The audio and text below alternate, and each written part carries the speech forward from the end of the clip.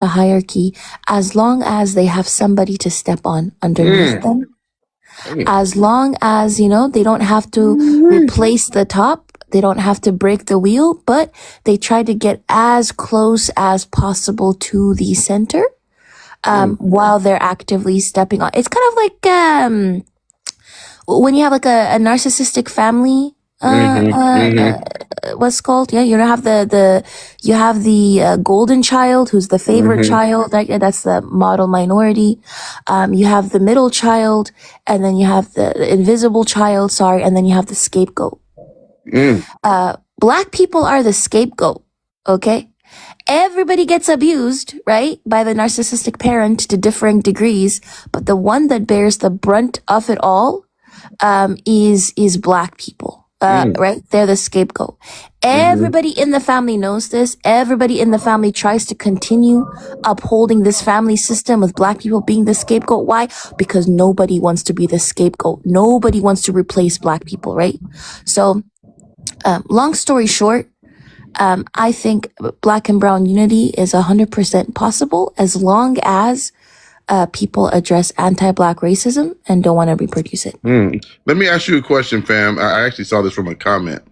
I want to get your perspective because I know you're close to this. And the comment said that all of the conversations about Somalians, and I'm assuming the conversations are about what's happening in Minneapolis with ICE going into Somalian neighborhoods, and all of those conversations are being opened by Black Americans.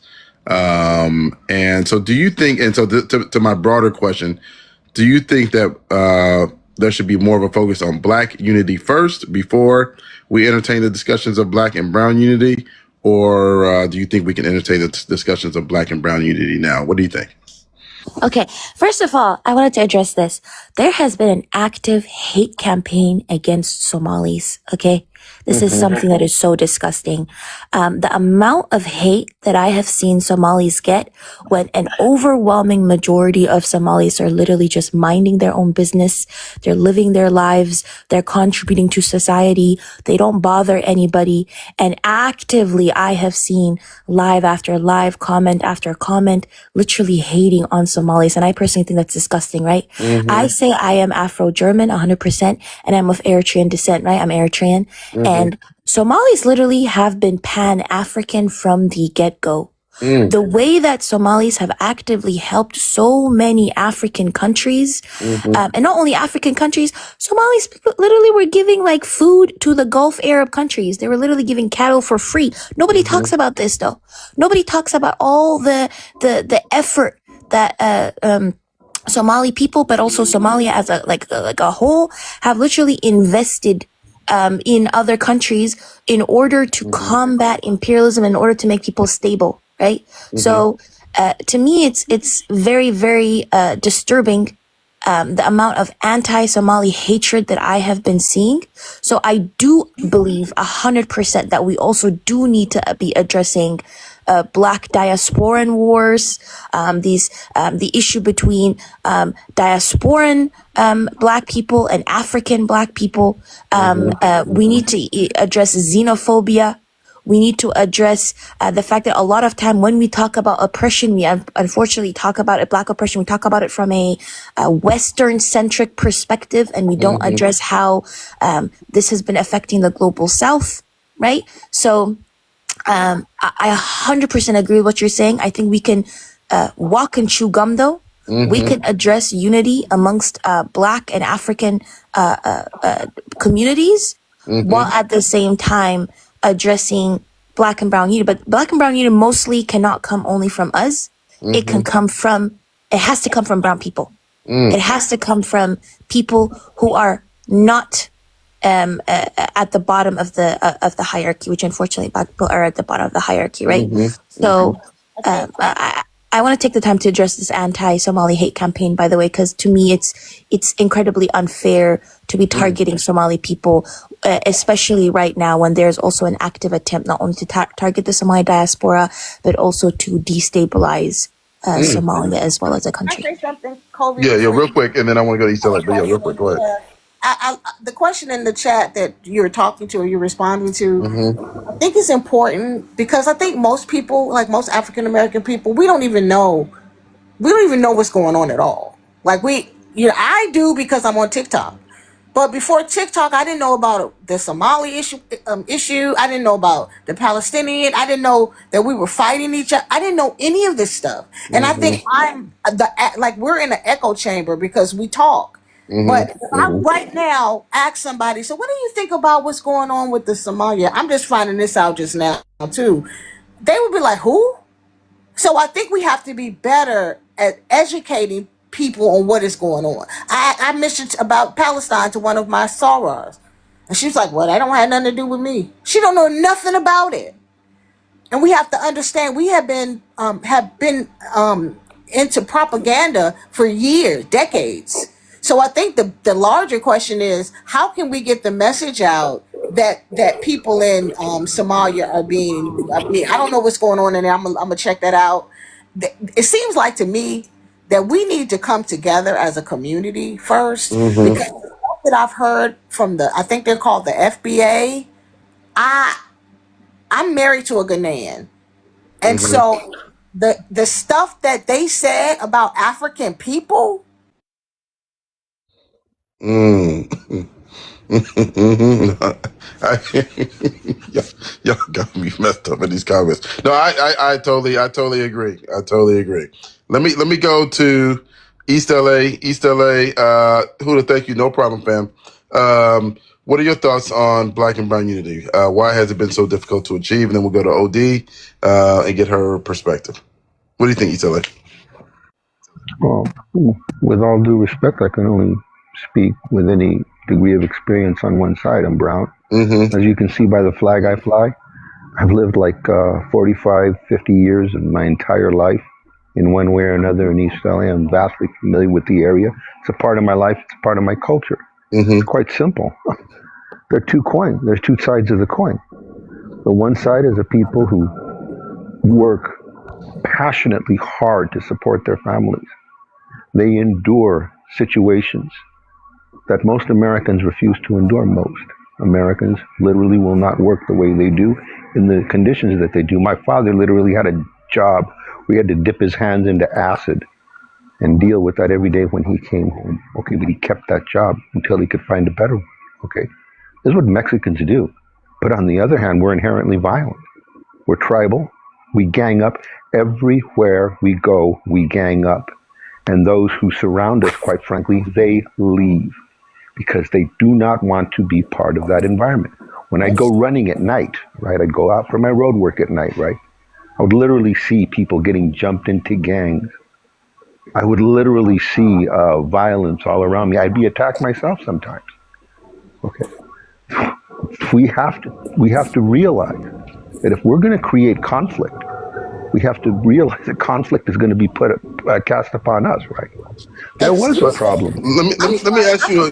Let me ask you a I'm a question little because I know the chat confused. is I'm reacting to sorry. it. I'm Uh, sorry, Smitty. My phone had somebody called. I'm confused. What is he saying about Mexico? so real quick, well, you're asking the question that I'm gonna ask. So East LA, when you say, oh, thank you, somebody's got an echo. When you say inherently violent, that sounds problematic because when I hear that, I think, hey, yeah, let me just get when you say inherently violent, what do you mean when you say that? And then I want to go to OD. Sir, the reason my face is disfigured is because I was attacked by cholos. Okay? That's why. By the way, that's also, sir, I am one of those people that you'll see on the east side in a wheelchair or with walking assistance modes, right?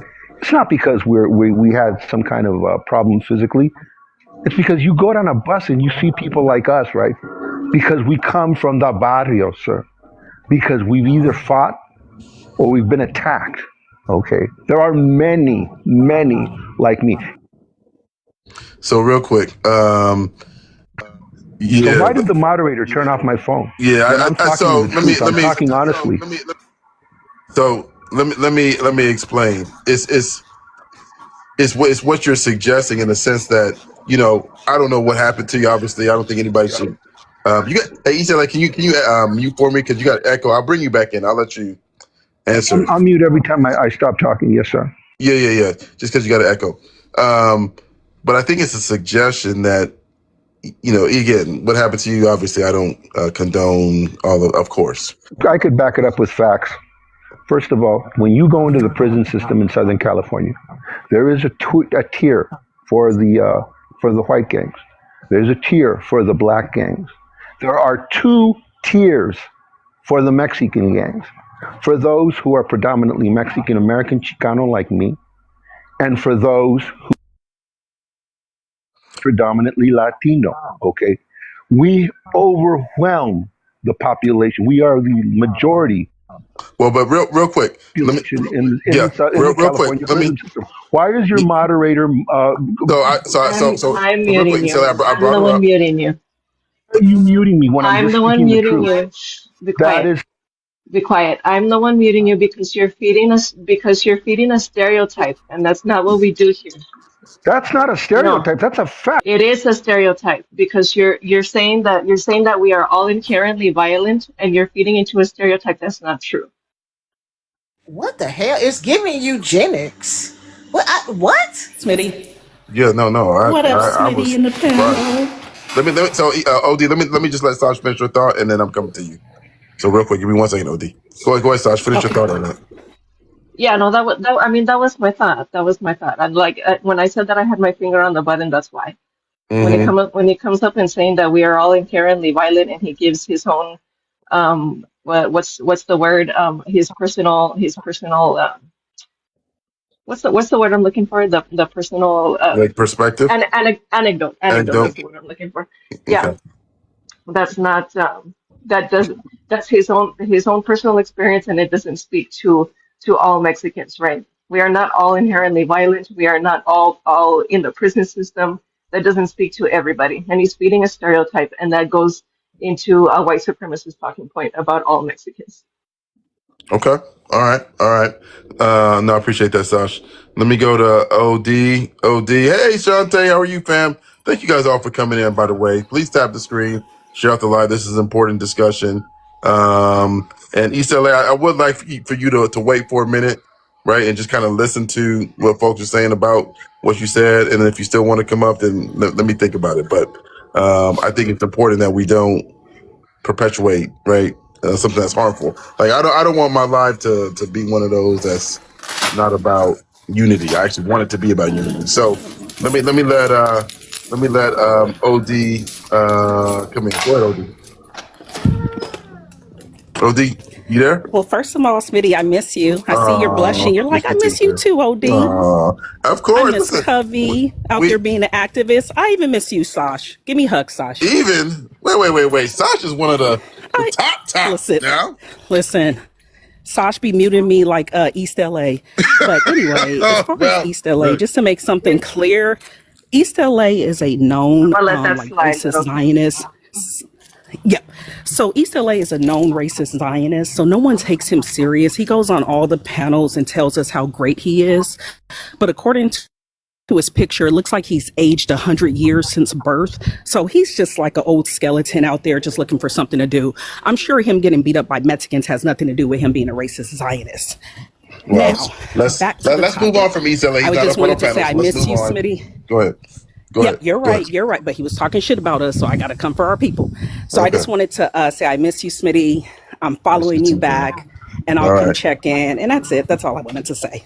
Okay. Bye, Smitty. All right. Smitty, follow me back. What's up with that? I got you. You don't follow I got you. Republicans? Okay. All right. Bye. OD, he cracked me up. All right. I'll see you later. I'm gonna let you go. Can you drop me? Can someone drop me? Granny doesn't know how to drop. I got you. Okay. All right. Let me go to Shade. Shade, what are your thoughts on Black Brown unity? Why has it been so difficult to achieve? I was just going to come up and first ask, like, what is this Black and Brown unity, and what do you hope for it to achieve, if you don't mind? Yeah. So, well, I think it's an open question. I mean, I can answer it for myself. I think that we have a shared history. I think that unity in terms of what it looks like, I think it's voting together, working together, pooling resources. And I think that those resources could honestly transform America. That's my perspective. Now, other people might have a different And when I talk about brown, I'm talking about the Latino and indigenous community. Now, there are other communities that could fall under brown as well, but those are the two that I think about. But Okay. what are your thoughts, Shay? So more so American brown communities. Yeah. What are your Okay. thoughts? No, I think that's reasonable. On the shared history, I'm assuming you're talking about like suppression, oppression, through the system, things like that. Okay, I guess then you could have some pretty strong points. I don't know why it's been difficult to achieve. Obviously, there's a lot of division, but yeah, I just leave it up to that. Then I guess you guys can carry the conversation. I just really wanted to know what you meant by the black and brown. Okay. Yeah. I'll let you go. No, thanks, Shay, for coming up. I appreciate that. All right, we're gonna let Shay go. Dr. Phil, hey, you still part of us. So no, you invited to the cookout, fam. So no need for you to feel like you're not part of this conversation too. Let me go to Black Ice. Black Ice, what are your thoughts, fam? Good to see you, brother. What are your thoughts on this? I just wanted to say this. Well, two things.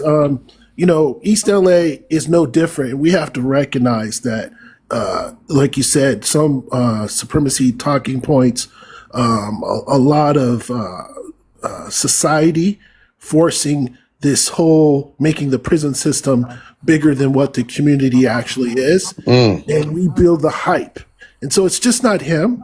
You hear other people who innocently do this because we've been trained socially to think that that's the biggest issue, and it's not. We don't take the time to say there's a 1.8 million people incarcerated total, and the majority of them are white tea. But yet we have these talking points, and people come up in here talking about the reason why the community is because we got people killing each other, so on and so forth, which doesn't really represent the mass abundance of us. But we walk around believing this whole myth. And so, and that's a winner every time. So he's not, even though, he's a little bit, but we have to understand that there's a lot of us that choose to not look at the facts versus what we can change positively. That's a good point. Yeah. That's a very good point. That's a good point. But what do you think about, I can't remember, I think his name was Married Man. I think that was his username. What he said about that the prison system, even though it is a smaller population, that kind of reflects upon the larger population of people that are not in prison. Do you feel like that's not true? That culture does. What do you think? That's not true. And if he believed that too, he would be more scared about the people that are incarcerating him versus the other minorities that exist. That's a good point. All right. That's why I love having you up here, brother. That's a good point. Let me go to Kelly. Kelly, fam, how are you? Good to see you. Kelly is an Afro Latina that puts in the work. So if you're not following Kelly, please do so. What are your thoughts, fam, on Black and Brown unity? Why has it been so difficult to achieve? Good morning, everybody. Good morning, Smitty. I've missed you. Me too, fam. I always speak from the perspective of an Afro-Latina and yes, also an immigrant. So for me, it is the lack of understanding and the lack of knowing of history. And at least I can say that from the Latino part, I will never dare to speak on Black people in America. So I give my perspective from that side, from this side. We understand that unfortunately for many Latinos, when we come to United States, when we speak about integrating or being in America, it's always what's the word I'm looking for? It's not integrating, it's always assimilating. Thank you, Sash. I'm sorry. You know my English.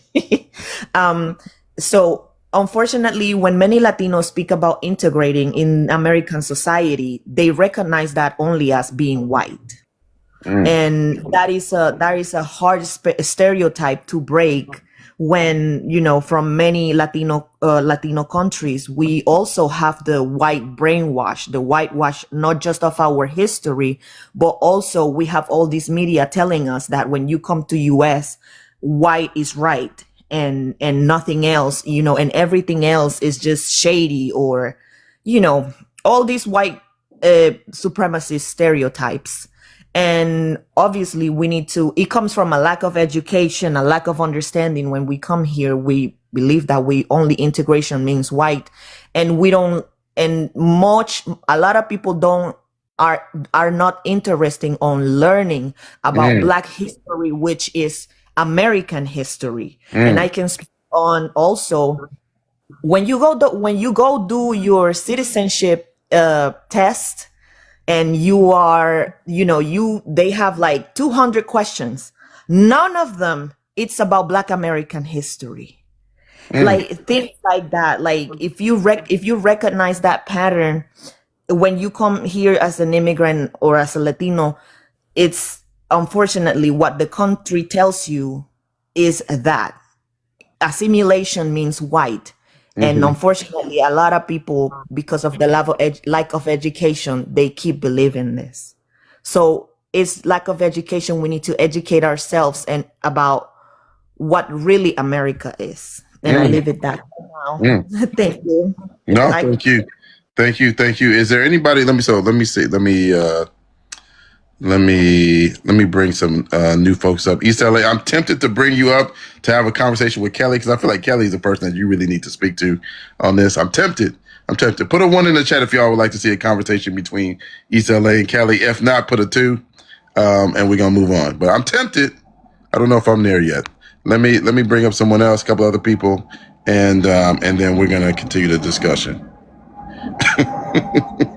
Okay, it ain't looking good, right? I'm a man of the people, y'all. So, whatever y'all want. Let me bring up a couple of other new people. Okay, it looks like it's about 50-50. E-Dub, what are your thoughts on Black and Brown unity? Why has it been so difficult to achieve?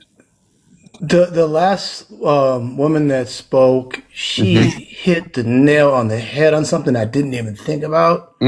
Is that they do not teach African American history, any other history on the test to get in this country. That just was like that opened up a lot to my mind right now, because I'm always asking you, like, why don't you guys see what we see? Because their minds are being conditioned to look another way. That was a very, very wow. Thank you for saying that. I learned something new today. I'm doing a look at too. But I'll say this though, because I grew up in Arizona.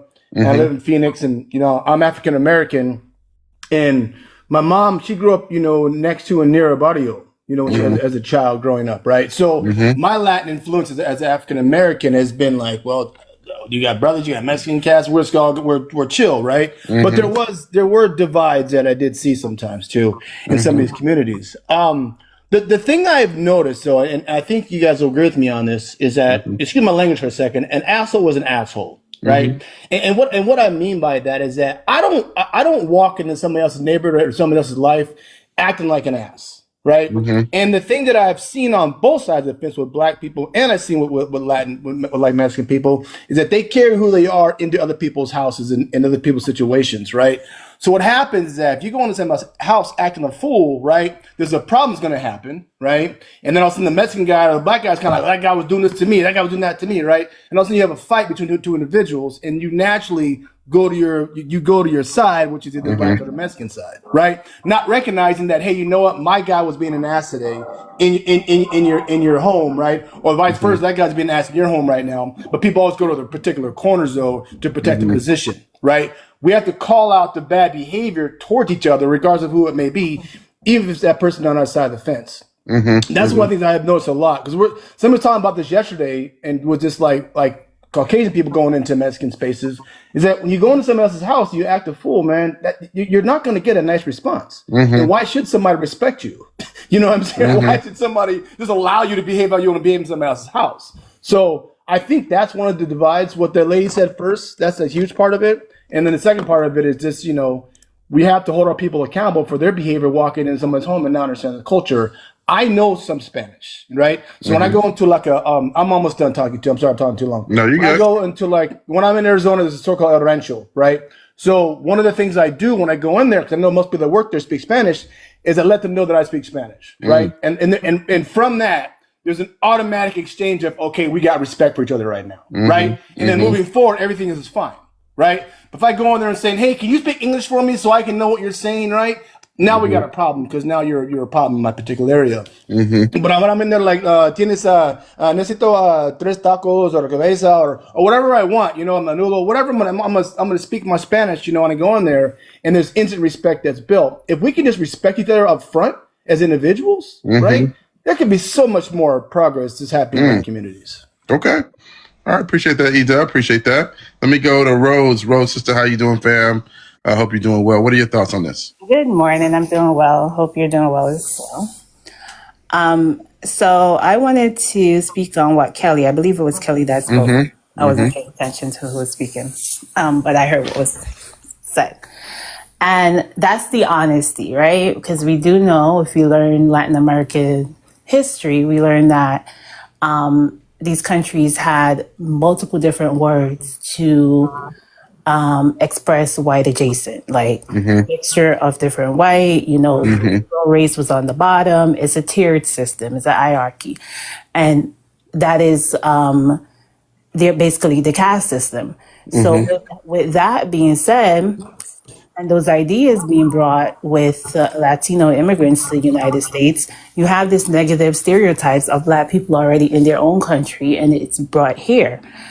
Also, here in America, we have our own negative stereotypes against immigrants, Latino or even Black immigrants, because we also know that there's no unity between Black immigrants and Black Americans. That's another issue, right? That needs to be worked on. But what I find is people are not willing to have honest conversation. So I do appreciate when a Latina woman gets up and speak the truth, right? The other thing is, and to address the issues, address these stereotypes, inform each other what's going on, what's being said, how, you know, how we can correct these misinformation and wrong ideas about each other. The other thing is, when we are informed ourselves, oftentimes, because I am an immigrant, I'm a Jamaican immigrant, I find it that it's my duty to inform my community when they have negative stereotypes against Black Americans. When I am informed, what I know about the history, it becomes my duty. A lot of times we don't want to do that as people because we don't want to be isolated when our community rejects the information that we are sharing with them, how we're trying to inform them. Like, no, the idea that you have is wrong. And I've had that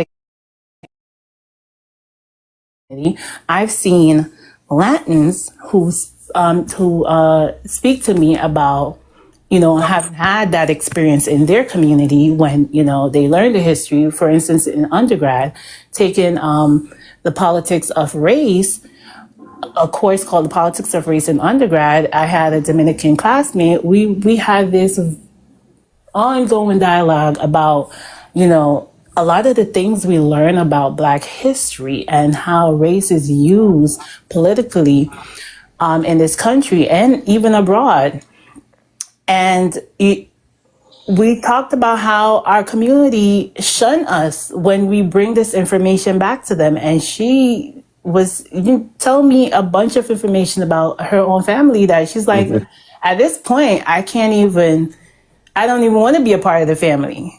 That's what she was telling me. So that is one of the biggest issue, like trying to bring the information back, trying to inform, and people wanting to cling to these ideas rather than be enlightened and move towards unity. Okay.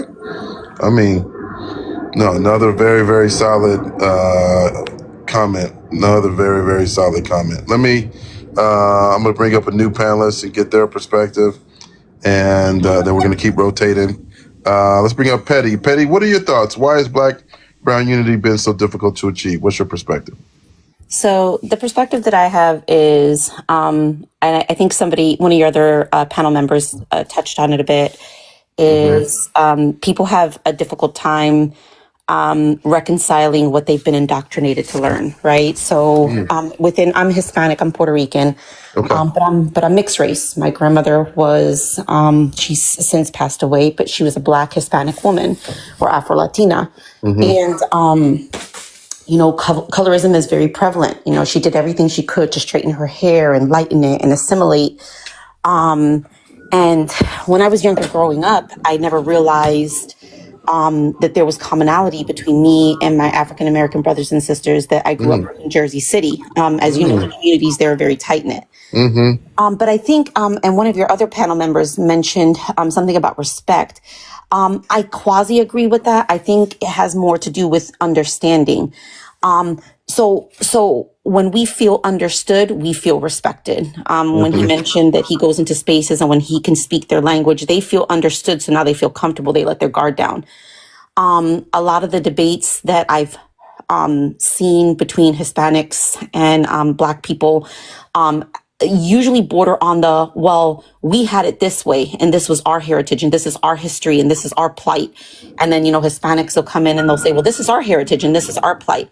I think the problem is we don't have a fundamental understanding that we have our own struggles, but they somehow intertwine within the same system. Another problem or another observation that I've made is that this country is rooted in teams. What side do you belong to? We do it. We encourage it in sports, right? If you're a Knicks fan and I'm a Bulls fan and I'm better than you. My team is better than you. We do it in sports. We do it in culture. We do it in religion. We do it with race. And it's something that's embedded within the core of this country. We always want to feel like we belong to a specific group. And then that just causes us to go head to head with one another, even if it's in good banter like sports. Sometimes it can get violent, sometimes it can get ugly, and I feel much easier to do when you're indoctrinated to dislike the color of your skin, or I think a young lady mentioned the caste system. That was a very real thing. The lighter you are, the more status you had in society. In Hispanic culture, again, when I grew up, I started, realizing, oh my God, even though I'm fairer skin, I come from Black and brown people, and this is my heritage. And then was the wide awakening. I moved to the South. I married a Black man. I have my children are Black, and I was working at this place as a customer service rep. This was before I went to med school. And her name was Brittany. And she looked at me. She looked at the pictures of my family. She said, beautiful family. I said, thank you. And she said, but I don't like that. And I said, what do you mean you don't like that? She's a Black woman. And I said, what do you mean? She goes, oh, I don't like that. Is he a good man? Is he a good father? I said, yeah, he's amazing. Side note, we've been together for 30 years. We've been married for 30 years. And she says, well, good Black men who take care of their children are hard to find. I don't like to see them with a non-Black woman. And it occurred to me in that moment, I said, no matter how much I embrace my African-American roots, I'm, per 23andMe, 35%, Nigerian, Black, like, Congo and so on and so forth, like 24% indigenous. And I said, no matter how much I've embraced that in my life, I still got othered by somebody who I thought was one of me, So that's a hard pill to swallow. I understood where she was coming from because I try to respect her boundaries. But yeah, I think it's hard because again, there's a lot of indoctrination, a lot of things that we hear as kids, a lot of things that we take with us into our adulthood, our experiences that validate us. But yeah. Let me, Petty, I appreciate your comment. Real quick, for like 30 seconds, I want to go to Kelly. Yeah, that's all I need too, though. She said something that's very interesting, man, is that I'm from Phoenix, and I'm a third generation native here. And when my mother was growing up in South Phoenix, if you were Mexican and you spoke Spanish in school, you would get suspended from school. Right. So just being Mexican in general was just the whole culture was always being shunned and always, from a large racist perspective. And the interesting thing is that from that, a lot of Mexicans started devaluing themselves and think if they become more Caucasian or become more white and assimilate, that they'll be accepted more. She said something about her mom, like her grandma was dyeing their hair blonde. So like a lot of Mexican women were dyeing their hair blonde, in Latin communities. A lot of Mexican people stopped pronouncing their name Monica. They started pronouncing their name Monica, right? Or Martinez. Instead of Martinez, it's Montanez, right? Or they would shorten it to Martin, right? They were taking away all of their Latin accents away from themselves, right? Yep. And then also parents And parents stopped teaching their kids Spanish as well. So we have a whole generation of children right now, Mexican children, that don't speak Spanish. My wife is Mexican. And she doesn't know Spanish. She knows some, you know what I mean? But she wasn't able to communicate with her grandmother because, you know, that cutoff of like, of Latin pride, whatever it may be, was cut off. And my wife has been denied the ability to speak Spanish because of that, you know what I mean? Which is horrible, you know what I mean? Yeah. So that just goes back to something she said too, though. Yeah, no, absolutely. And then I want to hear from Kelly, but then I also want to talk about something that Notorious BGP, who, if you know my panel, she's been a frequent contributor, and I always value her perspective. She said part of the problem is everyone keeps generalizing entire diasporas. I want to come to that point next. So let's put a pin in that one because I want to come back to that too.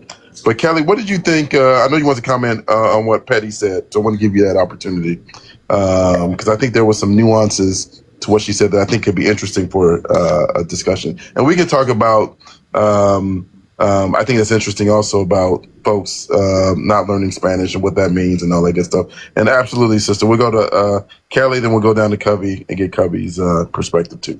Go ahead, Kelly. So yes, of course. We got to remember that race is a social construct. So for some people, it doesn't matter. Like you can see in me, I'm a black woman. I have my Afro hair, but I'm also a light-skinned woman. So when you come to America and you have interactions with black people, it's when you really understand the history, when you really understand the nuances, and you have some type of pushback because of your interpersonal relationships. My question would be, would you blame black people for not trusting other races or ethnicities? I make this clear. The lady, not because they want to come. Oh, real quick, Kelly. Okay, Ann already took care of it. Go ahead, Kelly. You continue. I was going. No, I'm not meaning to disrespect anyone. I'm just trying to bring some nuances. No. Go ahead. No, go ahead. Yeah, go ahead. Okay. So it is like I understand what happened, but like it would you blame black people in, like I said, my question would be, would you blame black people for not trusting other races or ethnicities when it comes to, like, you know, not agreeing with the dating outside their race? It's just, you know, it goes to those lines. If I've been said the same, somebody has said the same to me, like another black woman the told me opportunity the same, to and I answer was Kelly's like, question. Yeah, Patty, yes. So, I would love for you to answer Kelly's question, then I want to go to Covey. Okay, Right. Kelly, so the answer to that is absolutely no. I would never blame them for their lack of trust, for outsiders dating within their community or even allowing outsiders into their space. That story that I told you was my awakening. I navigated through my life believing that, we lived harmoniously. As I mentioned, I was raised in Jersey City. I went to, predominantly Black and Hispanic schools. We were each other's neighbors. We were intertwined in each other's communities. So I didn't realize that I was different or that I was perceived as different by people in the African American community. So it was my awakening to realize, holy crap, these intersectionalities matter, right? I belong to several different groups, and how I navigate through those groups impacts the people around me. So yeah, I would never blame them for something like that. That was definitely my awakening. Okay. yeah. And Go ahead, Kelly, really quick, and then I want to go to Covey, but go ahead really quick. Yeah. so yeah, but it's like, I understand that, and yeah, it's very valid.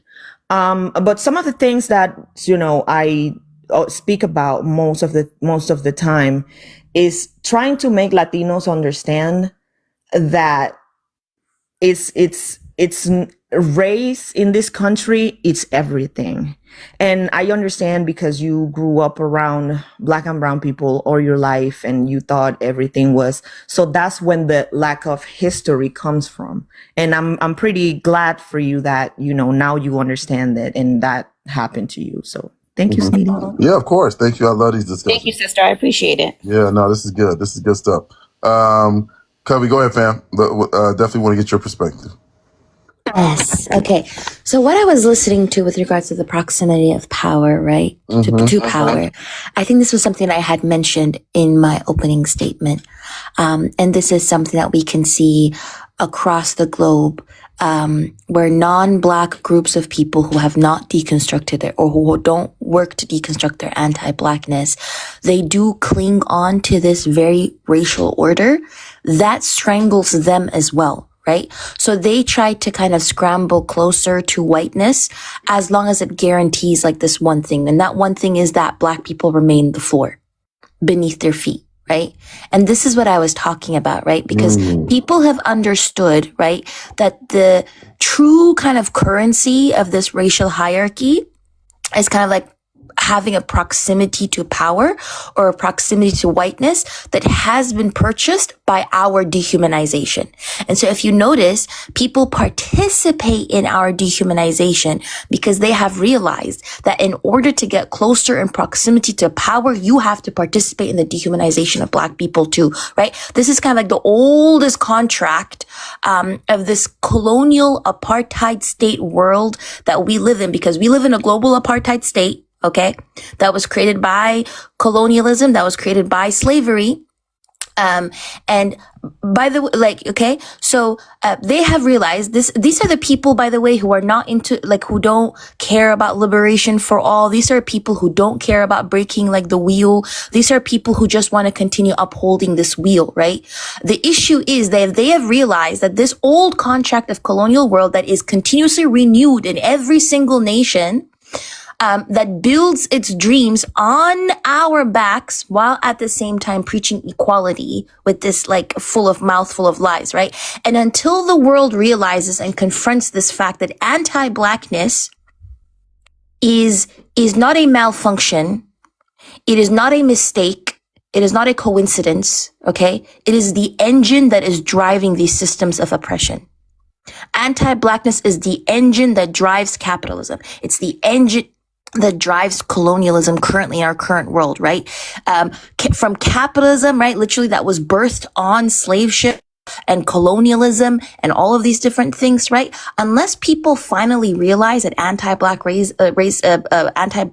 is the engine that is driving this oppression, there will be no liberation for anybody. Nobody. And I'm telling you that nobody, non-Black people, and I'm not talking about like white people, right? Because white people are at the top. They're the ones who created like this global hierarchy, okay? To non-Black people, you will never ever be liberated unless you understand that anti-Blackness is also literally the engine of your own dehumanization, because the world that we live in does not simply just fear Blackness. It literally relies and depends on our Black people, our perpetual subjugation to define itself as human. People are literally relying on the subjugation of Black people to define themselves as human. And what they don't realize is, okay, that in the grand scheme of things, anytime they uphold anti-Black racism, they're also upholding their own oppression. And when I'm talking about anti-Black racism, this is why I bring it up from a global perspective. I'm a person who's from the global South, right? Originally. I'm talking about it from a global scale. Like, you know, global systems are literally dependent on the G-side, on the subjugation, on the oppression of Black people and African people. And unless people finally realize that the foundation of all these systems of oppression is anti-Blackness, they will never free themselves. And some people, you know what, Smitty? They're okay with not freeing themselves. Some people are perfectly fine with not freeing themselves as long as they have somebody else that they can step on, and as long as they can get as close as possible to the wheel. And those are the people I don't care about any unity for. I'm telling you right now, I've reached an age where if somebody does not care about breaking the wheel and they just want to continue putting me like in my place, quote unquote, because I don't have a place. The only person who can determine my place is God, okay? But anybody who continues trying to profit off of or benefit off of keeping me on that position, that person is not my ally, and I have absolutely no intention of wasting time with them, that person is no different to me than like a white person. Okay. A racist white person. Because there are white people as well who like are interested in that, right? So that's fine. But yeah, that's my first metric, right? Basically. Sorry about that. I just No, wanted to sorry, that was no shit. No, that was incredible. Again, it actually. I know Sash, it's gonna be your turn. I know you want to say something, but I wanna take that and take a piece of it. Right? Take what you said, take a piece of it for those of us in America. Because what I'm trying to understand is, and please, y'all, please interact with the live. If you like what you're saying, like what you're hearing, excuse me, tap the screen. If you want to, please gift the panelists. Please support the live. This is an important discussion, I think, for all of us. You don't have to be Black, Latino, Indigenous to see the impact of what this could be. Hey, Noor, I'm doing good, fam. I hope you're doing okay. And how impactful this can be. And I appreciate all the love. Thank you so much for supporting this platform. I really appreciate all of y'all. Love all of y'all. Y'all know how I feel about you. And so, Sister Ann, you always say the right thing to crack me up. I love you, fam. So let me go to Sash, and then Sash, say what you want to say. But I want to give this question to Sash, Kelly, and then Petty too. Because here's what I've seen, right, in regards to voting. That, when we talk about the Latino, Indigenous, and Black communities, we're not voting the same. And what I see, at least on this app, I can't say I don't see this much in LA, but I see this on this app where even with what's happened right after the election, it's still a lot of people still down with this. I don't want to, with Trump. I just say that. I got other words to describe him, but it's still a lot of people of the Latino Indigenous community, a lot more people than I would think, let's put it that way, that are still down with this man. So, Sash, of course, interject what you would like. And please educate me and the chat as to why this is still a thing. Go ahead, fam. Okay, so first I wanna add another point in there. So like with the forced identities that we have on us, right? And I'm speaking about like the Latino and Hispanic identity. And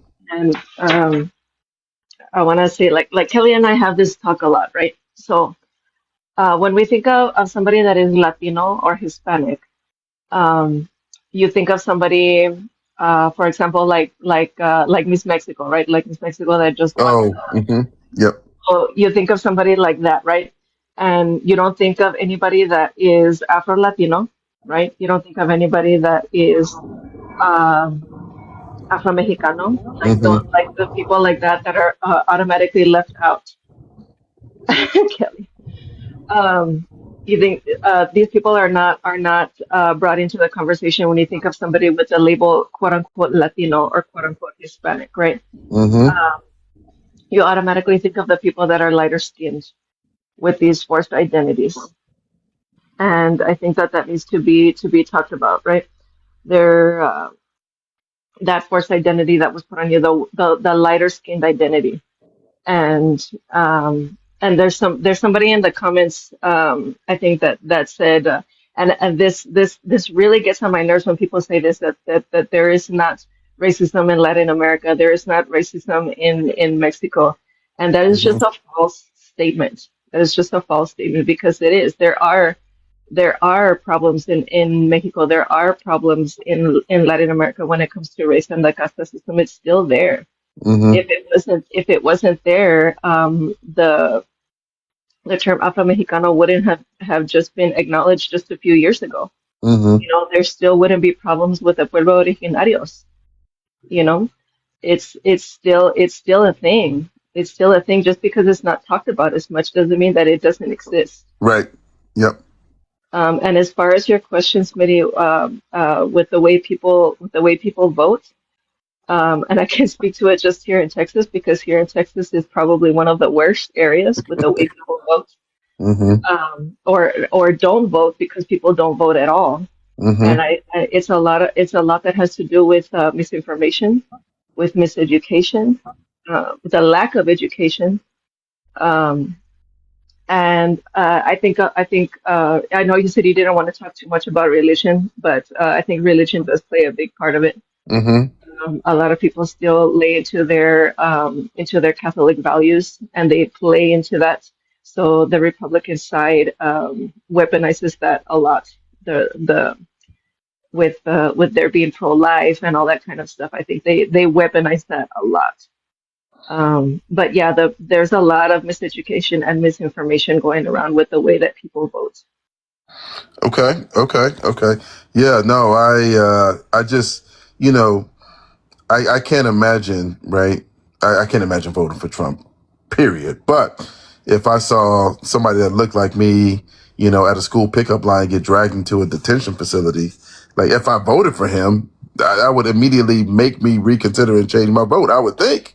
And so I'm just trying to figure out why, certain people are just so dug in and still voting for this man, still support. I just don't understand it. Let me go to Kelly. What do you think, fam? Ooh-wee. And then we'll go to Petty. Well, I love to, like I said before, I love to bring the perspective of a Black Latina. And first of all, Hispanic and Latino are colonizer terms. I use it just for the sake of conversations. But another nuance that people don't talk about a lot is that we have to remember that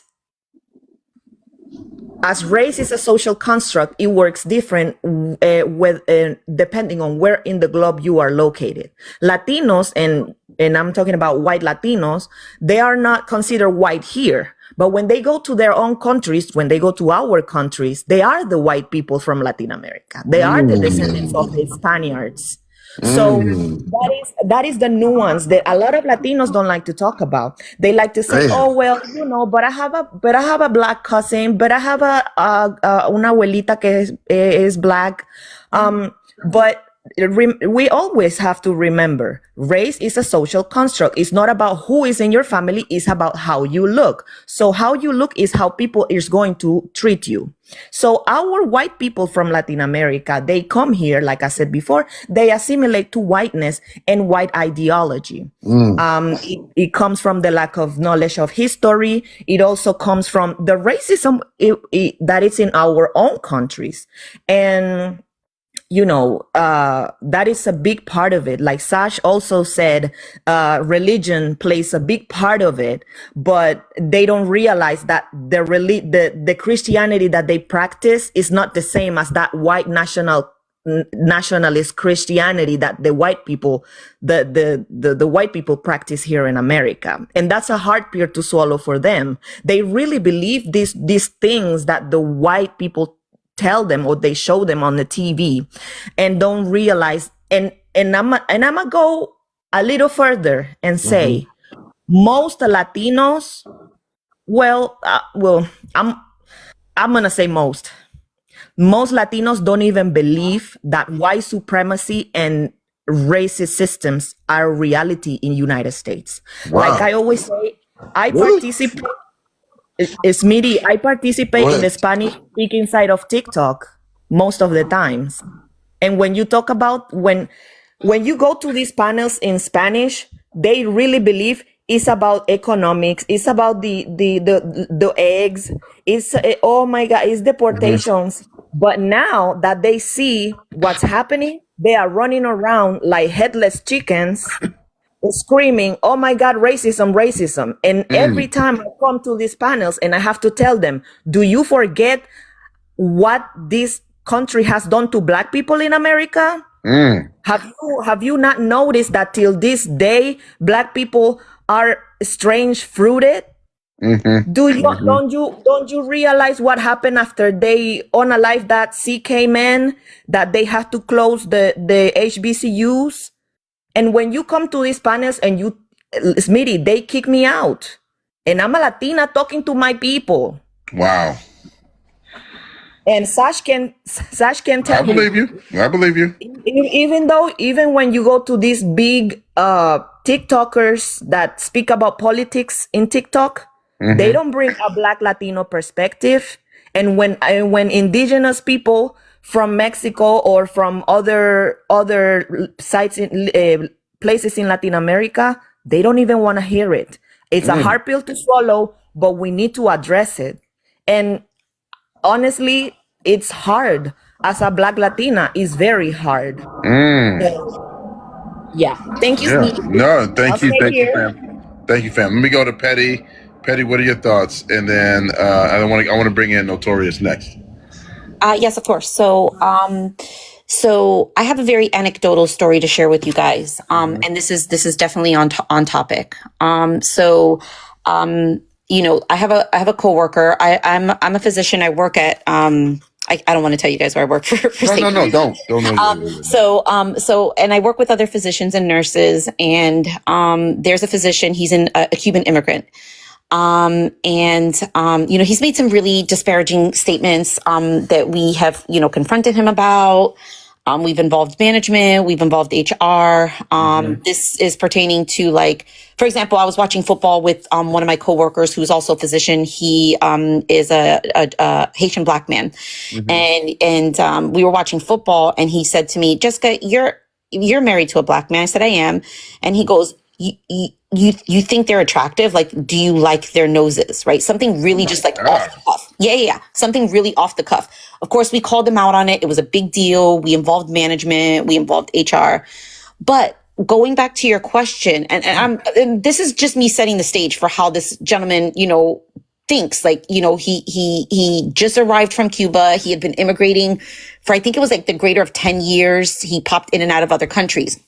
And when he first got here, he would stuff like Joe Rogan podcasts in my face and say, "Oh, listen to what this guy's saying." And I'm like, listen, I'm open to what other people have to say because I won't know what's going on in the world unless I listen. But I happen to know firsthand that guy is racist, and I'm just not with it. So I asked, so we start having a political conversation. He says, "Yeah, my parents and I were gonna, I can't vote, but my parents are gonna vote for Trump. They're naturalized."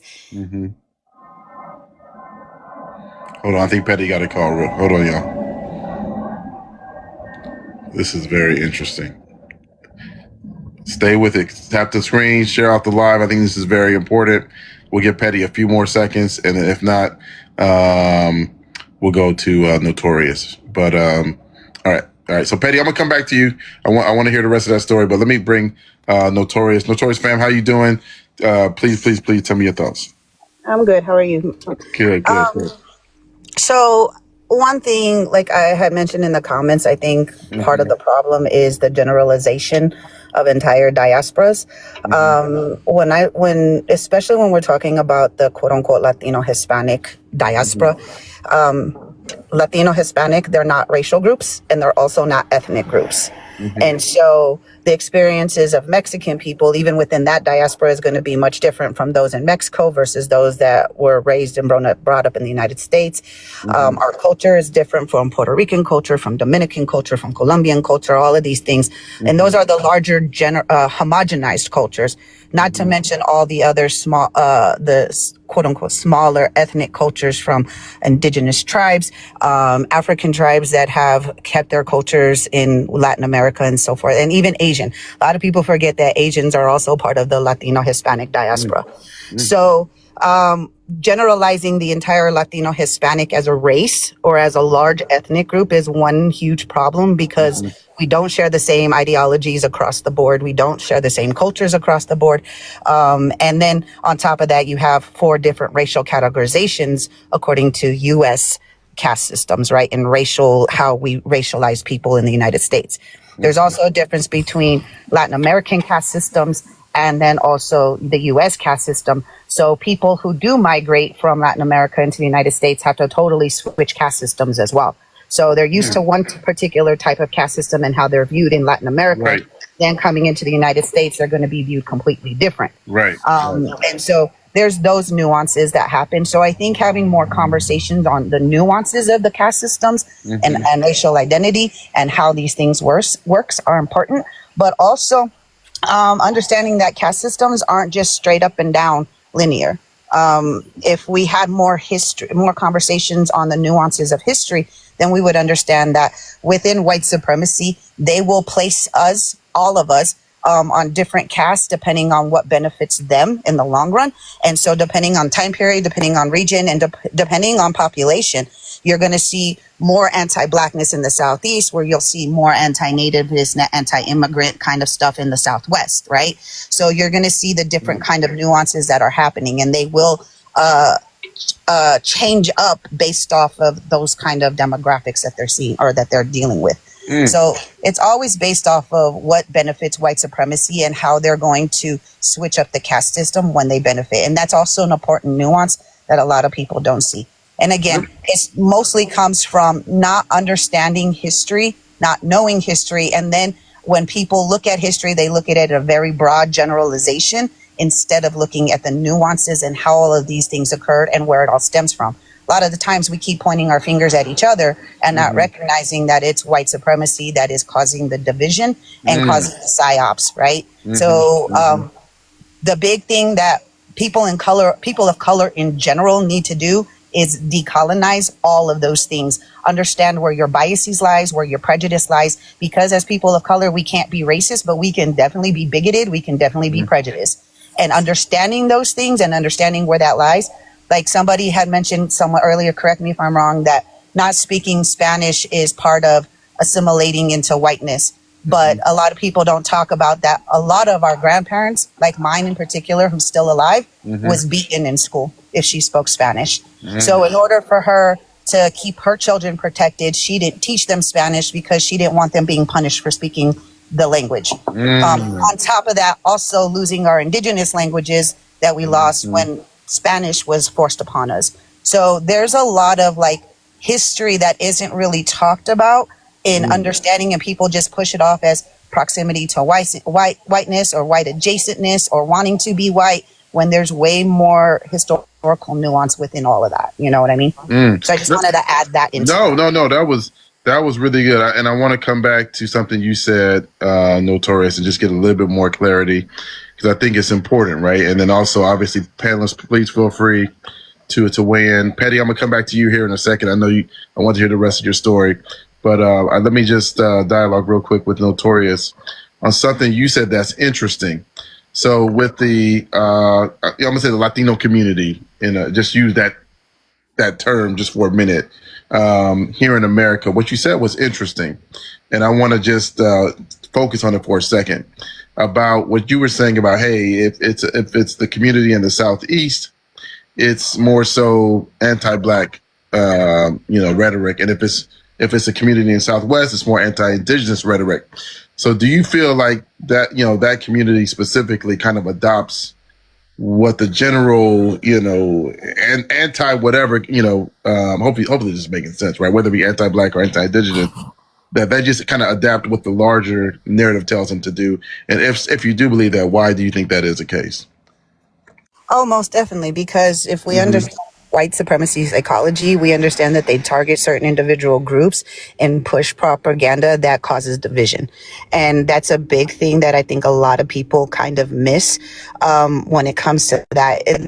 And even when we're looking at, for example, in the Southwest, we get a little bit of Black history. We get no Mexican history or quote unquote Latino history.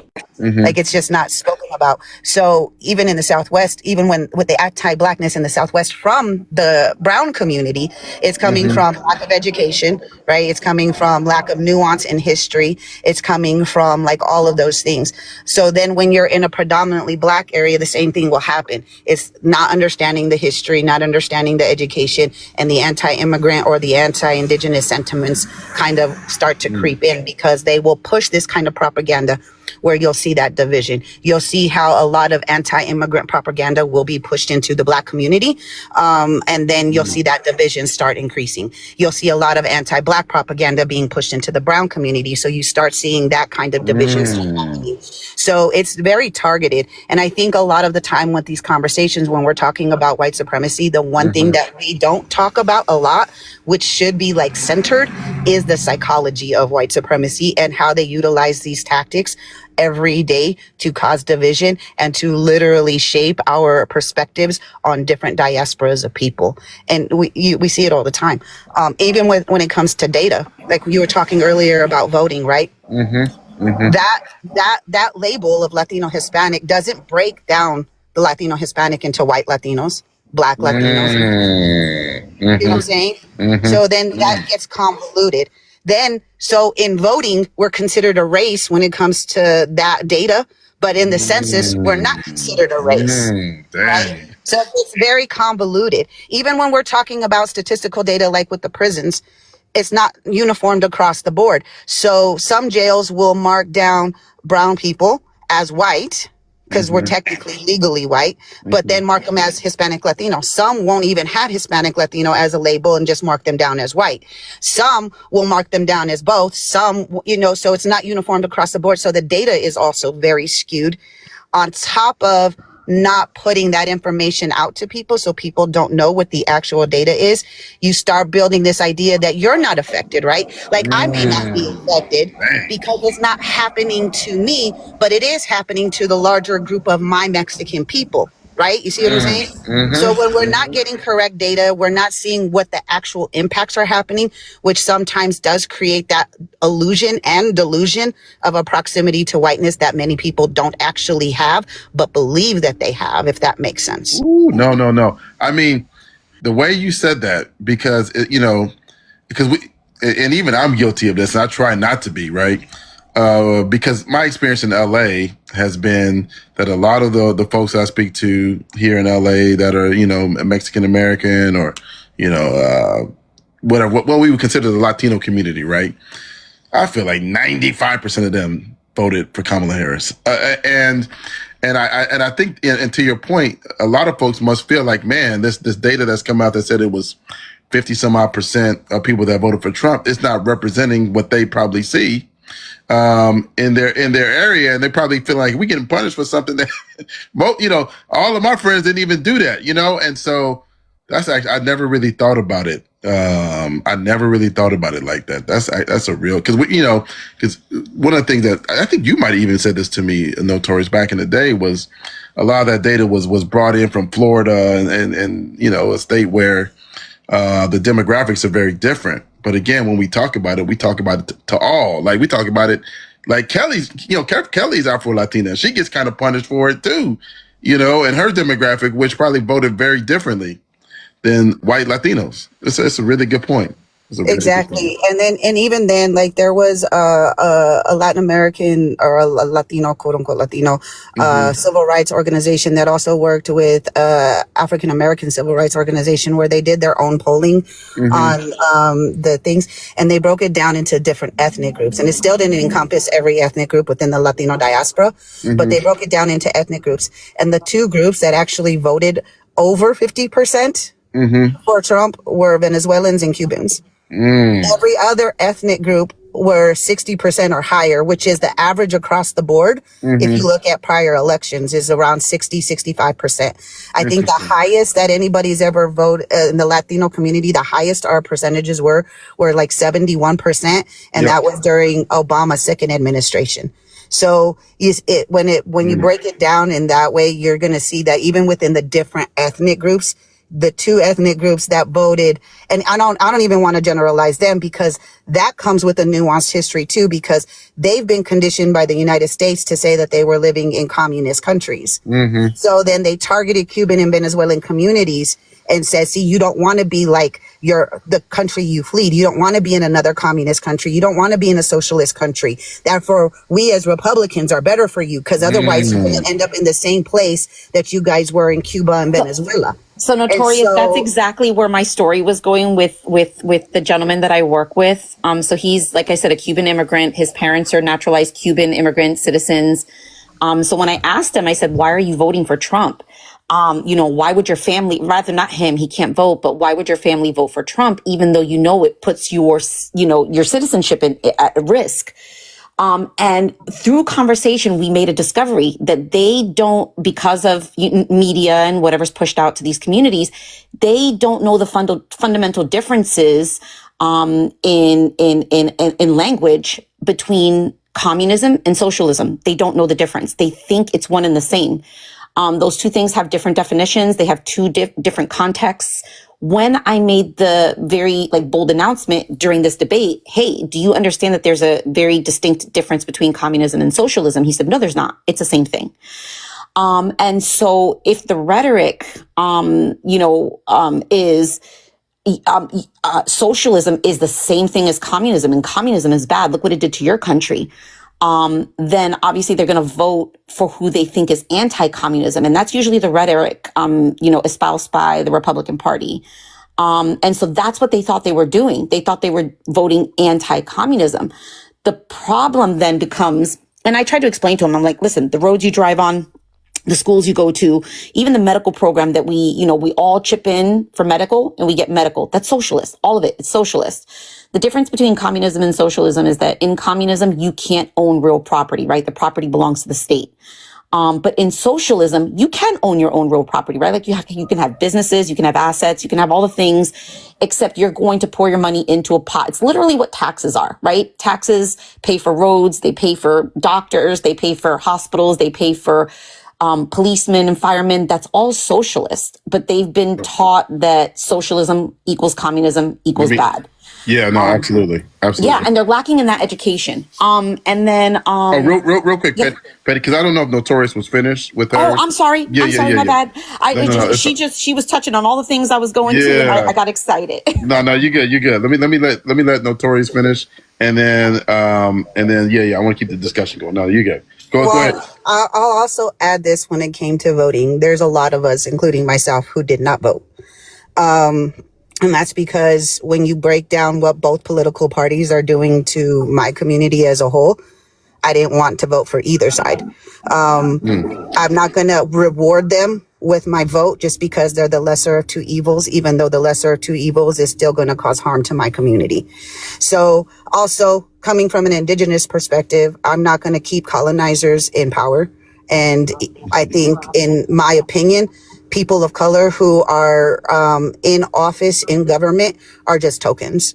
They never had real power. We saw that with Obama, what happened with him. He never actually had real power as being the leader of the free world because all the white Democrats and Republicans made sure that he didn't get the things that he wanted to get accomplished. They got their agendas pushed through, but they didn't get what they wanted. So they will always still reduce power amongst people of color in government positions. They will still reduce our power, which is why they keep it very minimum to the amount of black and brown people that are in Congress, that are in politics. They keep it at a minimum because they're easier to control us at a minimum, and they still maintain that type of power. So while people may not agree with me, or I could have a discussion later on and not on your panel about voting, not voting, and those things like that, that's another perspective that a lot of people don't look into, as far as if people are looking and being honest about how they're voting and who they're voting for.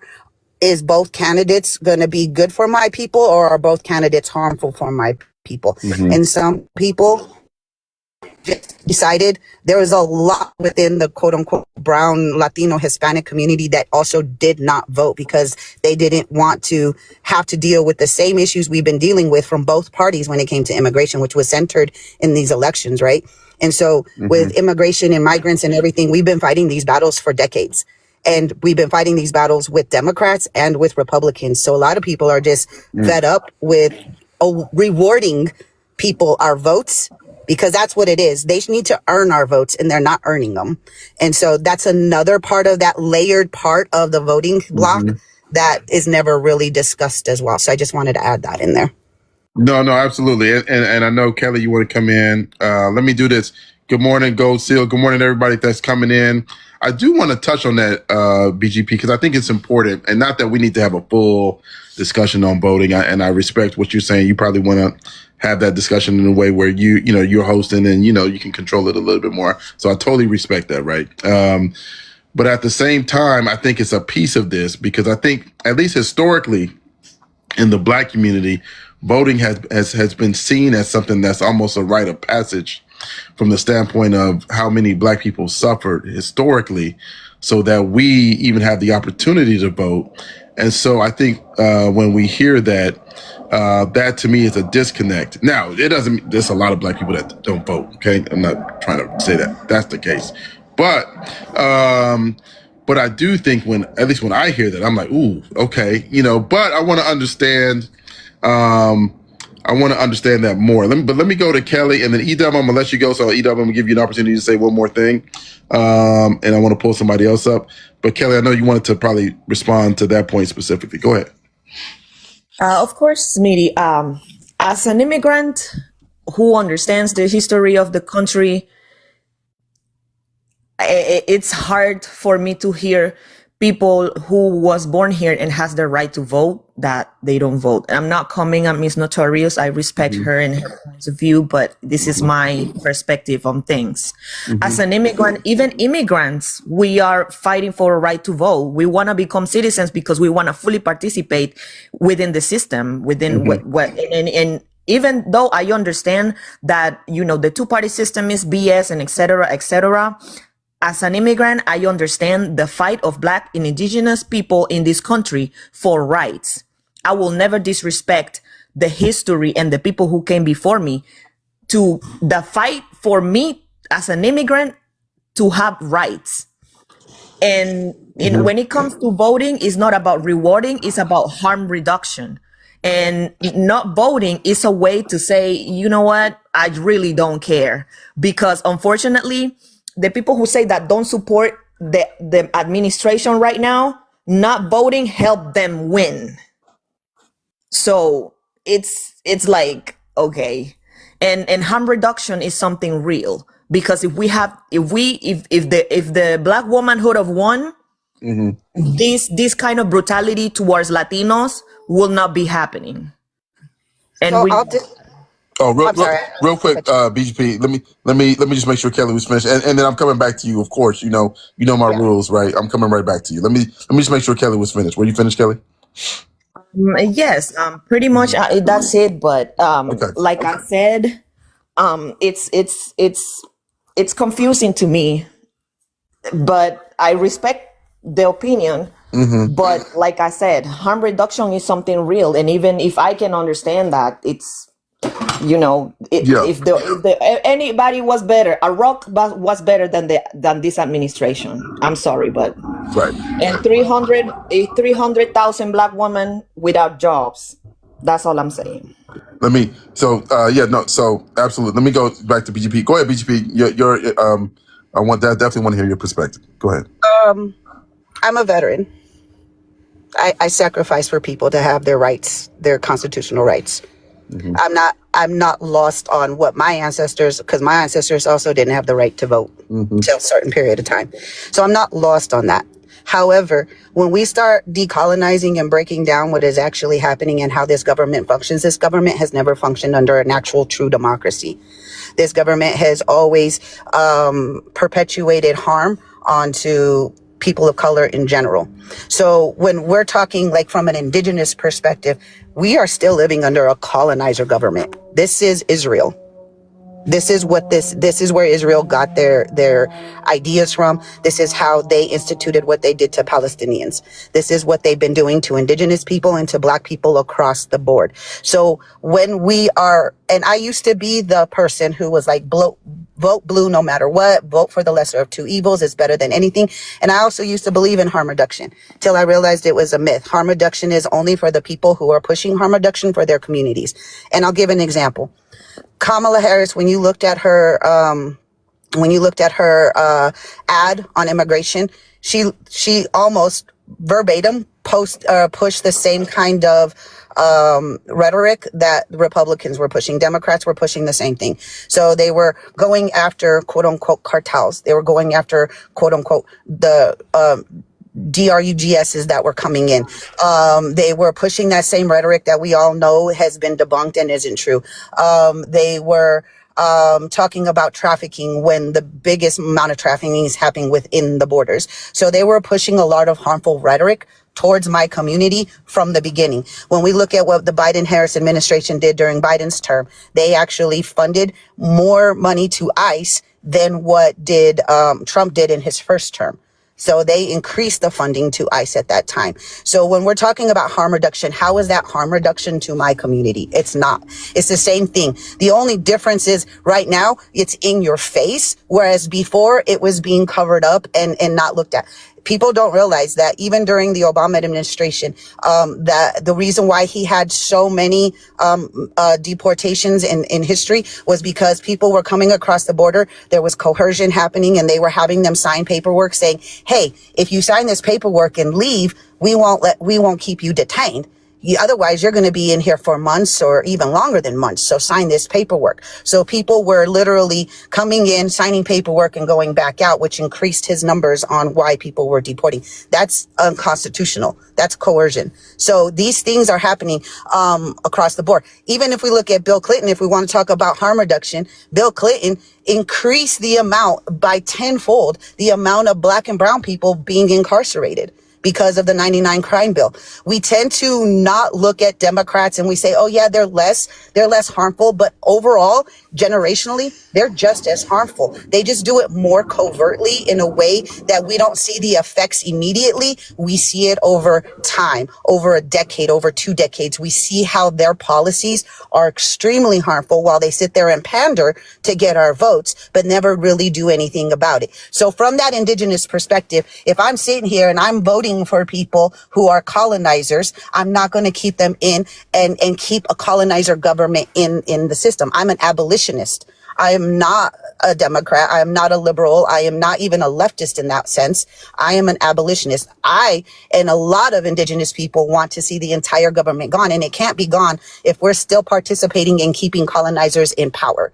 And like I said before, even if we're inserting our own people into these positions, they don't have the power that most people think they do. Their power is limited because the majority of people in power are still white men who make sure they limit the power that POC, senators, congressmen, and so forth, mayors, even governors have, because they always override it with their white supremacy power. And so I am the type of person that I'm not going to sit there and say, well, I'm going to do harm reduction, vote in harm reduction, when these people haven't earned my vote. A lot of the times we sit there and say, they got to earn our vote, but they never earn our vote. So we're willingly giving up our vote to people who aren't actually helping us, who aren't actually doing harm reduction, who are doing more covert things that are harmful over the long run versus in the short period impact. So while we may not have seen under Kamala, if she would have won, that we wouldn't have seen people being kidnapped off the streets like that they are doing. People have been kidnapped off the streets. I've seen it myself. I've seen people being harassed. I've seen them go into jobs. I've seen them under Democratic administrations go into jobs, go into the fields, and literally round people up. This wasn't something new. This is not new that Trump is doing. It's just more in your face because people are seeing it now and people are recording it now. So I think that's where that comes into play. But again, I'm always willing to have the conversation. I'm not asking people to sit here and, agree with me, but I am actually asking people to actually sit back and think about what I'm saying and then look at it from that perspective and at least, digest it and kind of understand that perspective more than anything. Smitty, may I address Ms. Notorious, if that's okay? Oh, give me 1 second, Patty, just because I promised E-Dub some time, and I want to go to T-Sizzle. But Patty, I'll work you in. By the way, we got about another 30 minutes or so. I think this is really important. I think we're having a respectful discussion about this, so this is good. However, I do know that a lot of folks are also uncomfortable with what's being said. But again, I think we need to push this a little bit to kind of discuss this out. But E-Dub, since I'm going to let you go, and if we can keep comments to about a minute and a half, that way we can get some more perspectives up. Go ahead, E-Dub. Final comment. Yeah, this is a great conversation, man. And every time people talk on this panel, I learn a lot more every time. And I do really appreciate it, ladies. You guys have been great. Well, just real quick, the 94 crime bill was written, just real quick on that, is because the Black community had a lot of issues that were going on, and we lost control of our community, and we had to do something. So the Black Caucus got involved to do that. I understand the implementation of it was awful, but something had to be done in the Black community because it was getting too wild at one point in time. The sea epidemic really messed our communities up. So I hope you would look into more of that angle for one. But then the other thing too, somebody said something about Venezuela. They said most of the people that voted for Trump from the Latin, if you want to say, were Venezuelan. when Hugo Chavez was elected president of Venezuela back in 2000, I think it was in 1998, something like that, he was the first person of indigenous features, meaning darker tones, to be elected president of that country.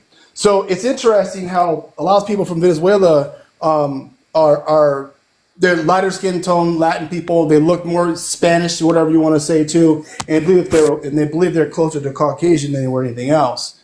The thing that's very interesting about Latin people that are going to want to be next to white proximity, there's a difference between European and American white proximity and Latin proximity. Is that when you walk out of the room, they still think lesser of you, white people do. I grew up around them. I had my own little type of awakening because I lived in South Phoenix, mostly around Black and Latino people. And then on purpose, my parents moved us to a more rich, more Caucasian white area. And even though I was accepted and people liked me and we were all friends, from conversations around my white friends, right, I begin to understand and learn that proximity to whiteness doesn't mean they're going to accept you or they're not going to talk bad about you when the time does come.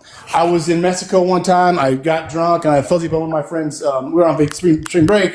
I fell asleep in the wrong bed and I was passed out. And my wife was next to me at my girlfriend at the time. And these guys were like, this N-word fell asleep in my bed. I can't believe this guy fell asleep in my bed. They kept calling me the N-word. And these are supposed to be my friends, right? And then my wife woke me up the next morning. She's like, Eric, did you hear what's going on? And I'm like, no, I was kind of drunk and I passed out. She's like, they were dropping the N-bomb on you like crazy. And my wife, I said my wife was Mexican. So that was my awakening to saying, hey, you know what? Is that because someone's nice to you to your face doesn't mean does not mean that you don't know what's happening behind closed doors. Yeah. And I've seen the way that white people, my white friends at the time, talked about Latin people. It was ugly and it was awful, but I felt because I'm the accepted black guy, it doesn't really bother me too much, right? I think a lot of Latins that want to have that proximity to whiteness need to understand is that they think awful of you too, you just don't know it. I found out through a horrible way, right? So I just wanted to land on that and I'll go ahead and drop down. All right, no, thank you for coming up. I think it's your first time up on the panel. Appreciate you, brother. No, absolutely. Yeah, thank you. Appreciate it. Have a good day, guys. Of course. All right, let's do this. Let me go T Sizzle, then I'm gonna go Petty, and then I'm gonna go. Actually, hold on. Before T Sizzle and Petty, let me go to Ann because Ann's got one thing quickly that she wants to say, and then we'll go T Sizzle and then Petty. Go ahead, fam. Thanks for having me up. I don't have much of a voice, so I'm not going to say a whole lot. I know why.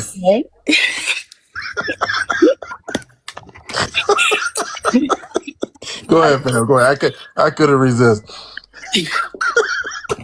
I'm just going to say that it is incredibly, incredibly harmful and disingenuous for Notorious to get on this panel, tell us that she served in this government's army, proclaim her indigeneity, and then say that harm reduction doesn't work when this government, whatever happens in this country, under this government or whatever government, affects the global South disproportionately. It is incredibly disingenuous for her to sit up here and say these types of things and not understand that not voting is giving away your power, what your ancestors fought for, what is happening over there in our countries, because I am an immigrant. I'm a Haitian immigrant. Every decision that is made here by this government affects my homeland. I lost my mother to the violence in Haiti. You know how the violence in Haiti starts? From what is made at tables in conference rooms in this country. So when you sit up here and you want to tell us that you're both indigenous and you care about the indigenous community here and that the indigenous community here is colonized, but then you forget about the colonized communities abroad, what are you doing? Anyway, you can drop me because I'm pissed off. Okay, I'll answer the question because go ahead. I think when you say I'm being disingenuous, I think it's actually the opposite in that, because how many people have actually talked to indigenous communities that are tribal and have actually asked them what they want to happen to this country? How many times have indigenous peoples been left out of those conversations of what should happen to this country? If people are claiming to be pro-Palestinian and want land back for Palestinians, but aren't land back for indigenous people and still support a colonizer government, I think that's what's more disingenuous in my opinion. So if we're going to talk about what has happened in the global South, it's not just Republicans that have harmed the global South. It's also Democrats that have harmed the global South. They have been very much, if we want to talk about all of the Democrats that have come in, we could look at Operation Fast and Furious and how cartels got weapons that they didn't have before. That was through a Democratic Party. We can look at how they funded and supported Israel. We can look at that and say, oh, but we're going to still support them because they're the lesser of two evils when they're literally funding G-sides. So I'm not, as someone who has fought for people's constitutional rights and had to decolonize and understand what the Constitution does and how it does not actually protect us in the way people believe it is, that it's actually a delusion that we're all living under, then cool. You can have your opinion on me and say I'm harmful, but what's even more harmful is when people don't include indigenous people in the conversations of what should happen to our actual homelands that we've been in for over 30, 40, 50,000 years. And so when we're talking about keeping a colonizer government in power instead of dismantling said colonizer government, all you're doing is you're keeping the cycles of oppression continuing to happen because Democrats are no better. And until people recognize that Democrats are no better and that they're not actually here to help you, they're actually here to hold power, even Democratic socialists like AOC or Mandami or Bernie Sanders. Bernie Sanders 6 months ago said he was okay with Trump cracking down on the border because he thought he was doing a good job of keeping DRUG's ass out of the country. When we know for a fact that that's not how it works. So when people don't want to take accountability, because in my opinion, I think it's people don't want to take accountability for the people who they voted for, who are causing harm, because they're causing quote unquote less harm, which is why I say harm reduction isn't real, because you're not reducing harm to the point of freedom. You're not reducing harm to the point of equality or equity. You're reducing harm to get a little bit of the crumbs back, and it stilts your starvation for freedom for a little bit, and then we end up back in the same cycles. If we actually look at history and what they have done and how they have done it, someone said that FDR was a socialist. He was not. Because the GI Bill, guess who that was for? Only white people, not black and brown people. When it came to unions, guess what? Guess who was not considered a union? The migrants. They were not considered unions. So there was things that I think when we overall look at what Democrats do and Republicans do, it's more harmful to keep a colonizer government in power who is harmful all over the world, as somebody who has been deployed and see the lies that they say to the American people when we're seeing something totally different, boots on the ground in these other countries. This is why you have more vets speaking out and more vets saying this is a problem from both sides. It's not a problem from just one side. Democrats are still white supremacists. They're still racists. They are not sitting here thinking of you or me or anybody of color or any other marginalized group of people as someone that they're going to help in the long run. They're going to keep us at a level where we don't have dissent, where we don't overthrow them, where we don't want something different. They're going to keep us comfortable in oppression. Notorious, I think, and I don't want to attack you. I think a lot of people have had a lot to say about your very, bold comment. But I do want to say, and I'll try to make it extraordinarily brief, that your lack of participation is participation, whether you believe it is or isn't. I think also, when we're trying to heal and actually reinforce the bond between Black and Brown people, we have to be conscious of the fact that Black people fought for the right to vote and still participate in the system. I think there was a young lady who was here earlier, very eloquent.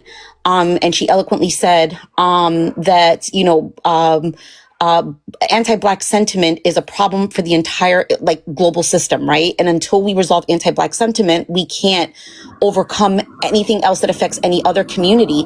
And so I think it diminishes all the hard work that Black men and women have done, marching and protesting and calling their, their government representatives to try to, invoke change. So I do believe that risk reduction is a thing, and I understand that things were done more covertly under the democratic regime. However, lack of participation is participation. I think that's something that needs to be acknowledged. I'm sorry. Thank you for your time. Thank you for everything you do, Smitty. I'm going to jump down so other people can talk. Absolutely. Can I respond to that real quick? Oh, Yes, ma'am. real quick, BG. Okay. Real quick, BGP fam. Like, I do kind of want to get up to some people, but I'm gonna let you interject because I know they're coming up to address you. It's just I don't have much Yeah, that's time, okay. and so that's why. Or else I would let you respond. I just don't have that much time. Sure. I'll just say that it wasn't just Black people that fought for the right to vote. It wasn't just Black people that were out there fighting. My ancestors did the same thing. Indigenous people, people who are considered part of the Latino diaspora. Everybody was fighting for the right to vote because we did believe at the time that voting would make a change. It's not because the system is fully rigged. They continuously gerrymander our votes. They continuously put voter suppression laws in place. And so our votes don't count like we have been led to believe that they count. If they did, we wouldn't have gerrymandering. We wouldn't have voter suppression. We wouldn't have the things that are happening that says our votes actually do count. So yeah, if you want to say that I'm not voting is still participating, sure. I want the whole system gone. I want it dismantled. I want my people to have their lands back. And I think that's where this conversation is getting lost, is because while we're sitting here talking about anti-Blackness, we're forgetting that anti-Indigenous exists. And that's the whole purpose of colonization, because white supremacy is inherently anti-Indigenous globally. It's anti-Indigenous in Africa, not just anti-Black. It's anti-Indigenous in Africa. It's anti-Indigenous in certain parts of Asia. It's anti-Indigenous in Australia. It's anti-Indigenous in New Zealand, and it's anti-Indigenous in the Americas. Then after that, then they racialize us into all of these different categories: Black, Native American, Asian, all of those things. So when we're talking about keeping colonizers in government and saying, not voting is part of the system, is letting the system be, it's actually part of dismantling the system. Okay. It is. Thank you. So real quick, y'all. Oh, give me a second, brother. Real quick. Let me just set the order because I promised T-Sizzle time, and then I want to go T-Sizzle, Meech, and Free. And I know, Kelly, I know you want to jump in, but just because I don't have that much time left, and I know people are very passionate about this piece of it, I want to try to get as many people to get their perspective in as possible. But I am going to ask, okay, very seriously, that y'all make your comments a little bit quicker. Okay, please, everybody, make them a little bit quicker so we can get more people. T-Sizzle, go ahead. Welcome. Hey, I thought this was her panel. As much time as you let her talk. I'm a Black male in LA. I don't know what this notorious lady talking about. Whenever you talk about brown people of color, that don't include us. These people are racist. I don't know how else to say it, man. I'm on the streets, and whenever people talk about they were helping us vote, the Latinos could drink out the white water fountain. This is documented. They could go into the Beverly Hills Hotel. Always remember, the #1 show in America had a Latino man yelling at a white woman. It was called I Love Lucy. Don't even put yourselves in our group. What are you talking about? But here, let me get back to the racism and why we can't unify. They are racist in the jobs. Smitty, I'm at a loss for words. Construction, electrician, medical. They outright discriminate against us. You look at all the big discrimination lawsuits. It's not white people who are doing that to us. It's Latinos. This is documented. The Latino gangs randomly are going after what we call square Black guys like me, like you, dudes who not even in nothing. They are targeting us. Man, this is crazy. Oh, and to think of, because I'm in my 40s, In the 80s, we was with them. We 70s, we was with them. And then all of a sudden, soon as they get numbers, they turn their back on us. Unity, it's them. It's not us. All this POC. Nah, they only say that when it's beneficial for them. Okay. Obama passed it. Okay, go ahead. I can keep going on and on. Yeah, I got don't know you. what this notorious lady talking about. Okay. No, I got you. Let me go real quick. I know typically Notorious I would let you respond to every comment. I just don't have time. So let me do this. Let me go Meech, Free, and then Notorious, I'll come to you. And then you can take a little bit more time because I'm letting other people come in. But again, if we can keep comments to about a minute and a half a person, that way we probably get another 5 or 10 perspectives. Go ahead, brother Meech. Good to see you, man, by the way. Good to see you, brother. God bless, man. Likewise, man.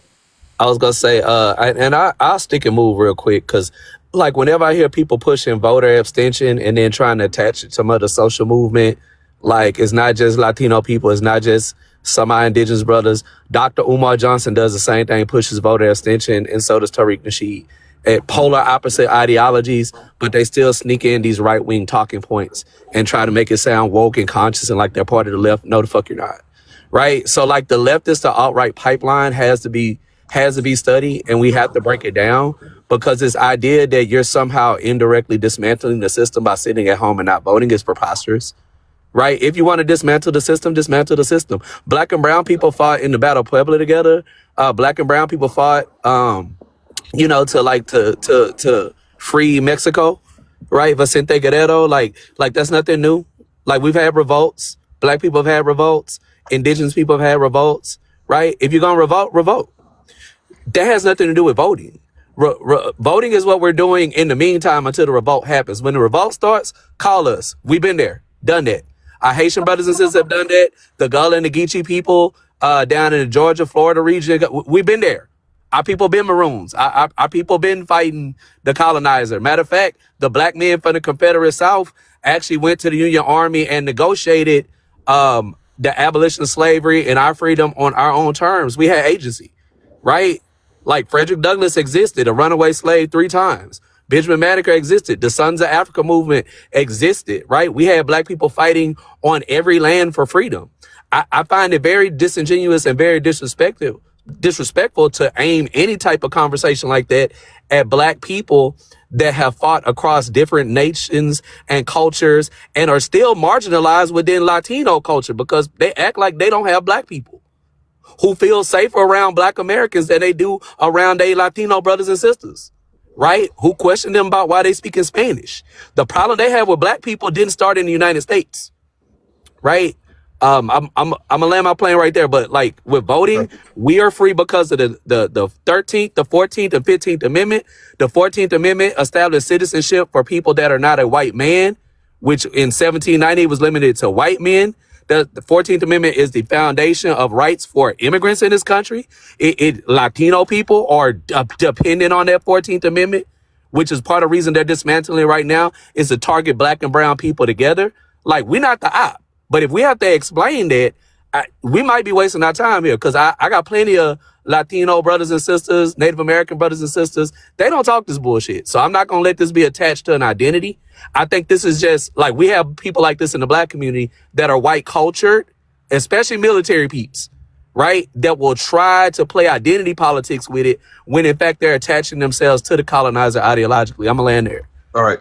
Let me go. So again, Free, 1.5 minutes, and then Notorious, I give you 2 minutes because again, you got multiple comments, so I'm gonna respect that. Go ahead, Free. Welcome to the panel, first time, by the way. Hey, brother.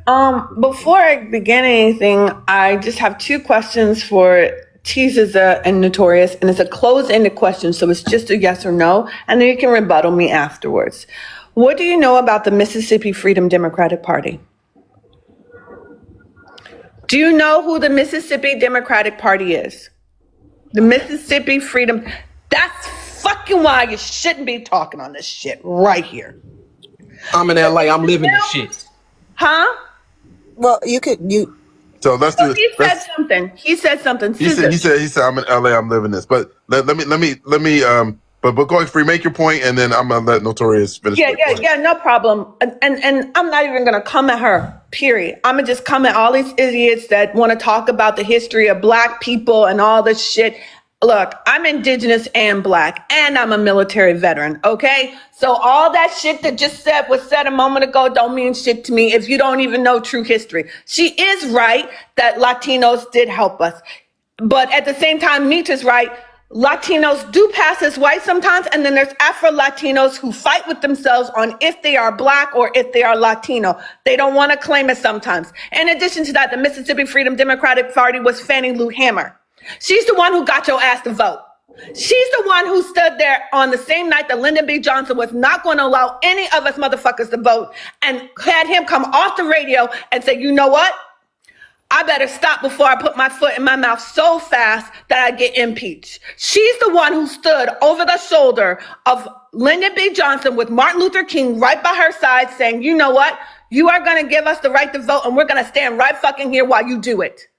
I don't want to hear this shit about how we have these united things if you don't even know the full history. You dissecting history in this way is some biased shit.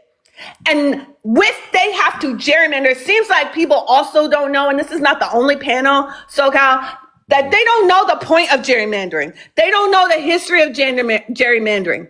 They don't know the history of Black people voting very well either, and that we had to do a literacy test just to be able to vote prior to the 65th. They don't know that.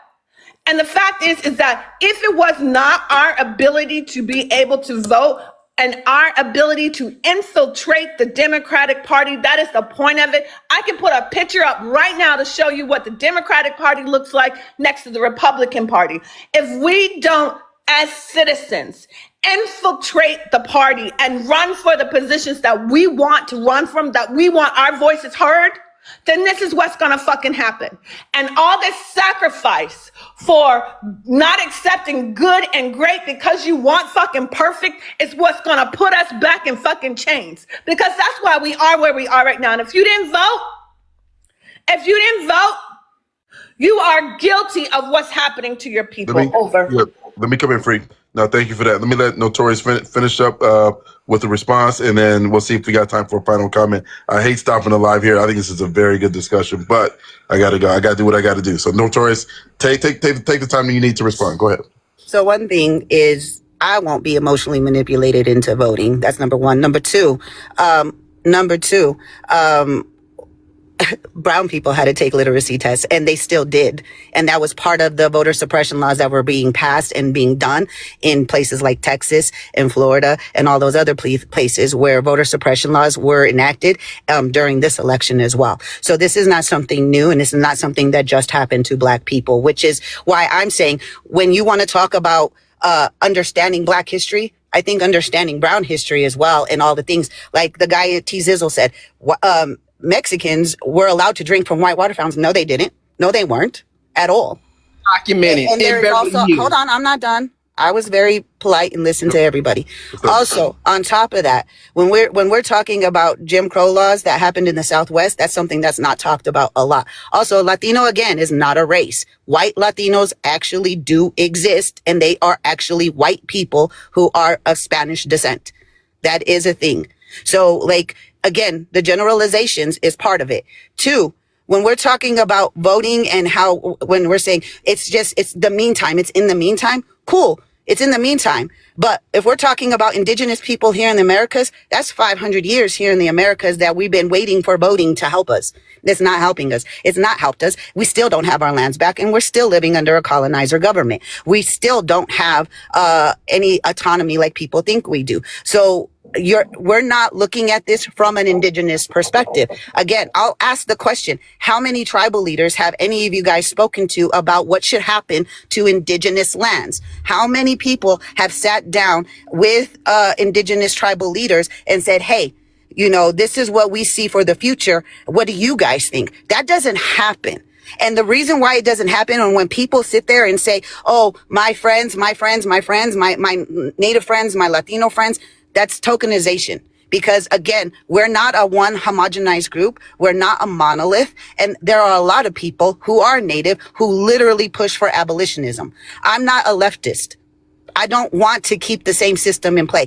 A vote for anybody in this system is a vote for capitalism, and it's a vote for colonization. No matter how you want to break it down, you're still voting for people who are still colonizing indigenous lands.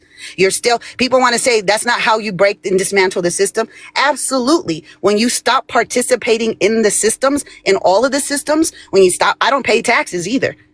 Am I going to get come down on for not paying taxes? It's not just not my vote. It's also not paying my taxes. It's also not participating in as much of the system that I should not participate in, that doesn't allow me to survive. I work because I still have to pay bills.